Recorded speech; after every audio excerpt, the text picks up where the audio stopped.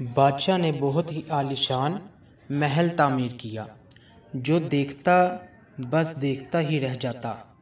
बाहर नहीं था बल्कि वो जन्नत का टुकड़ा था। गर्ज़ के जो भी आता देखता और शशदर रह जाता।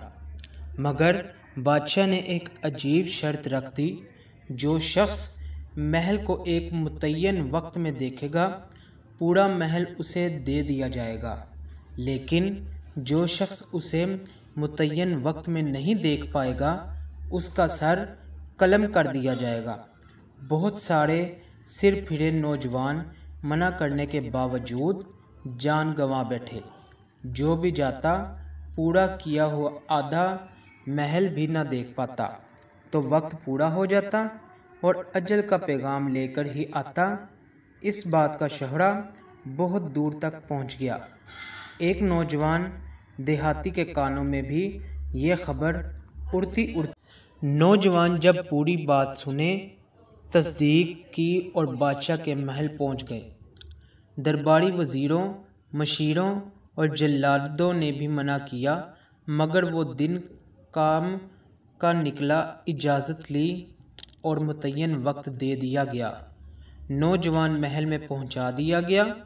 नौजवान ने एक सिरे से लेकर दूसरे सिरे तक दरो दीवार, कमरे, राहदारियाँ, फानूस, कमकमे, कालीन, सोफ़े, तालाब, हौज़, बाग, पगडंडियाँ, अलगर्ज एक एक चीज़ कड़े पहरे में देख ली और वक्त ख़त्म होने से पहले बादशाह के रूबरू पेश कर दिया गया। बादशाह और तमाम दरबारी गोया सन्नाटे में आ गए। बादशाह ने कहा, नौजवान, मैं अपनी शर्त पर कायम हूँ। महल अब तेरा है, मगर ये बात समझ नहीं आती कि वक्त ख़त्म होने से पहले तयशुदा वक्त में इतना खूबसूरत, जिसके दरो दीवार, कियारियाँ, बागात, हौज़, तालाब, कमरे और रिहायशी इतनी खूबसूरत हैं, तुमसे पहले जो भी गया कोई बाग में पहुंचकर बाग की खूबसूरती में खोकर रह गया। कोई तैयारियां, कोई कियारियां, कोई कमकमे, कोई दरो दीवार के नक्शो नगार में खो गया और वक्त ख़त्म कर दिया और जान गंवा बैठा।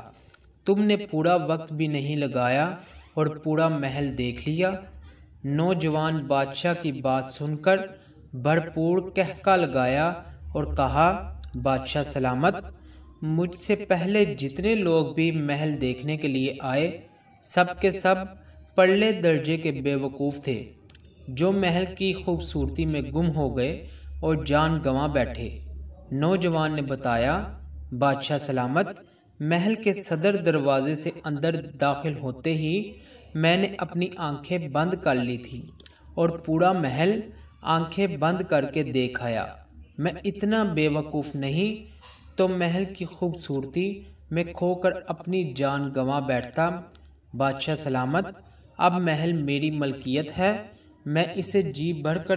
मेरे दोस्तों, इससे ये नतीजा निकला कि वो महल दुनिया है, बादशाह वो करीम ज़ात है और महल की खूबसूरती में खो जाने वाले हम इंसान हैं और आंखें झुकाने वाले वो दाना और कामयाब इंसान हैं, जो इस दुनिया की खूबसूरती में खो नहीं जाते, बल्कि बामकसद ज़िंदगी गुजार कर अल्लाह के हुजूर पहुंच जाते हैं। जज़ाकल्लाह।